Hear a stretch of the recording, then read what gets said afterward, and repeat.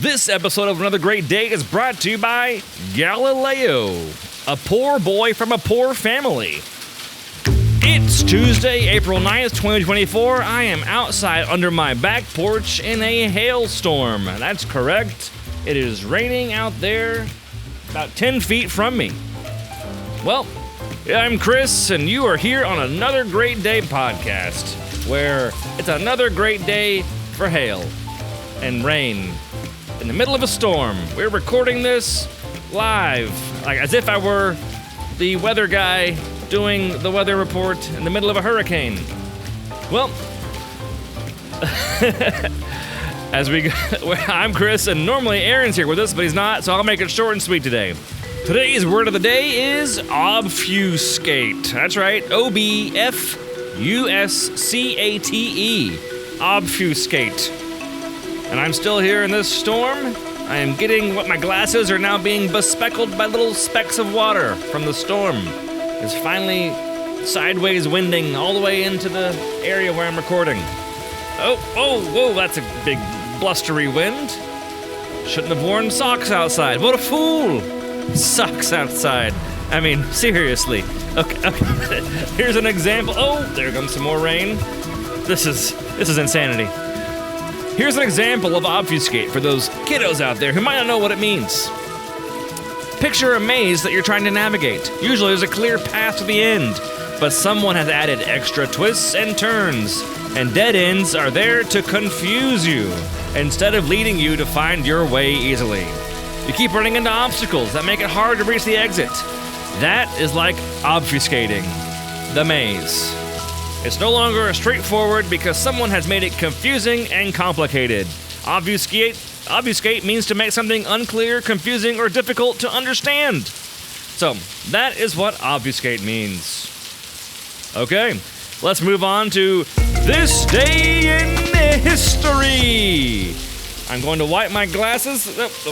Now there's a gutter that's drenching the ground next to me. We are in a gully washer. All right, here's it is. Listen, Linda, listen.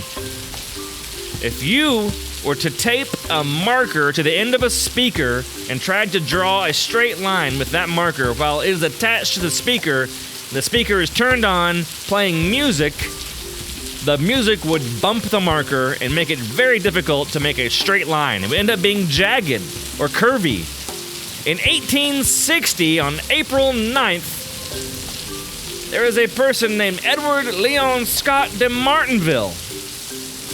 De Martinville. It's French. Edouard Léon Scott de Martinville. A man whose vision would echo through the annals of history. Picture a humble workshop filled with the scent of parchment and the soft glow of oil lamps. This workshop, where Edouard Léon toiled tirelessly, driven by the fascination of the mysteries of the sound and speech. There is lightning happening all around me now.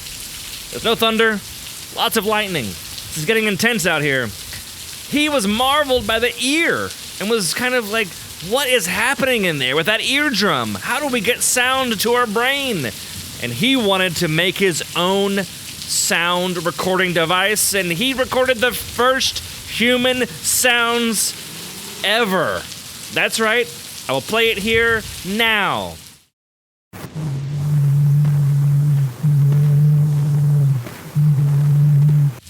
That mumbling, buzzy noise, I'll play it again real quick. It's kind of a buzzing. That's somebody humming a tune, a musical tune.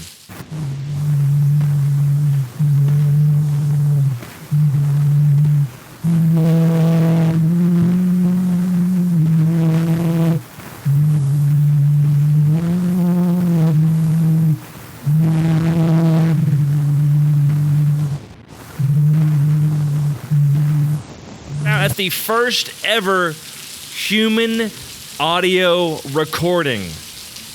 And what he did was he made this little device called a phonautograph. A phono, which means sound, autograph, as if like you're writing a check.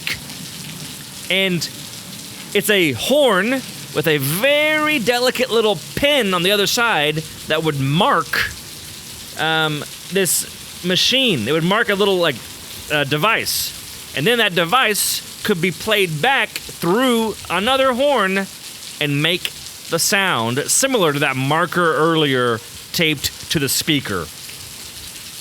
This was the first recorded sound ever. And now you're hearing this through whatever. No, the wind has changed directions, and now I'm getting soaked.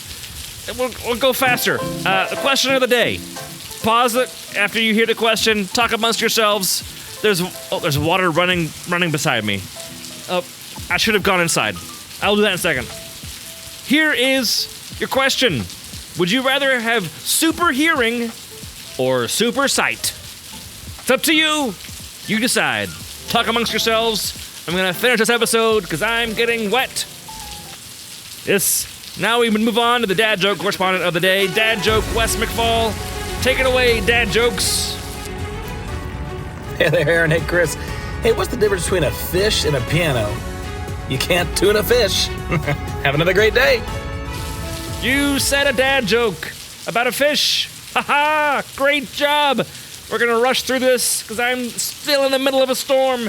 Live recording this thing from... This is silliness. We are going. All right. We now move on to the segment we call The Story of the True Hero. We are reading the book of Mark, chapter 4. This is 35 through 41. Here's what it talks about Jesus. That day, when it was evening, Jesus said to them, "Let's go over to the other side of," and he meant the lake. They left the crowd. They took him with them in the boat they had been in. There were other boats with him too. A big windstorm blew up, just like this. I am not making this up. The waves beat upon the boat, and like if they were wearing glasses like me, they could hardly see through their glasses, just like I can hardly read the script. My little iPad here is being bespeckled with water. It may ruin it. I'm going to finish as fast as I can. The waves of the boat were quickly beginning to fill the boat. And Jesus, however, was asleep on a cushion in the stern. They woke him up. I cannot imagine being on the boat. I mean, in Jesus being asleep, especially in a storm like this. I'm in a storm right now. "Teacher," they said to him, "Teacher, we're going down. Don't you care?" He got up. He scolded the wind and said to the sea, "Silence. Stop." And the wind died, and it was flat calm. Then he said to them, "Why are you scared? Don't you yet believe?" And a great fear stole over them. "Who is this?" they said to each other, "who even the wind and the sea do what he says?" So here's my thoughts. When Jesus rescues the disciples from the storm, we are witnessing something which says in concrete terms, the parables earlier were saying, that Jesus' kingdom is coming, and it has a different power, and it is a different way. That's all I got. So, I'm going to get out of this storm. Thank you for joining me on this really wet podcast. Half of me is drenched. I'm a fool for staying out here, but I thought it might add an intensity to this podcast. Well, that'll do it for the day. Hit the music, wrap it up. Our mission is to encourage interaction, creativity, conversation, and if you like what you're hearing, rate and review us, and go inside from the rain. You silly Chris. I'll do that in a second. Thank you for listening. We hope that you make it another great day. We'll see you out of the storm tomorrow.